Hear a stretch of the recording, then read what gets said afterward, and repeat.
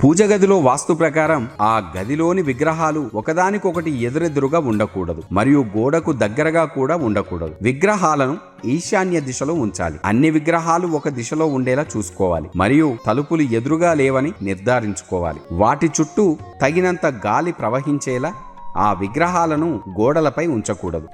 పూజ గది కోసం వాస్తు చిట్కాల ప్రకారం విగ్రహాలను భూమి నుండి కనీసం 6 అంగుళాల దూరంలో ఉంచాలి. మరణించిన వారి చిత్రాలను లేదా హింసను వర్ణించే చిత్రాలను ఆ పూజా గదిలో ఉంచడం శ్రేయస్తం కాదు. ఇంట్లో దేవుడి పూజ చేసేటప్పుడు పూజ సామాగ్రి పైన ఎక్కువ శ్రద్ధ వహించాలి. ఎందుకంటే పూజా సామాగ్రిలో ఏ ఒక్కటి సరిగా లేకున్నా మీకు అశుభ ఫలితాలు వస్తాయి. ఆర్థిక పరంగా అనేక ఇబ్బందులు తలెత్తుతాయి. అంతేకాదు మీ ఇంటి సభ్యుల మధ్య గొడవలకు దారితీస్తాయి. మీరు పూజకు ఉపయోగించే వస్తువులతో ఏ ఒక్కటి విరిగినా లేదా పాడైపోయినా వాటిని వెంటనే ఇంట్లో నుంచి పడేయాలి. దీనివల్ల అనేక రకాల పాపాలను అధిగమించవచ్చు.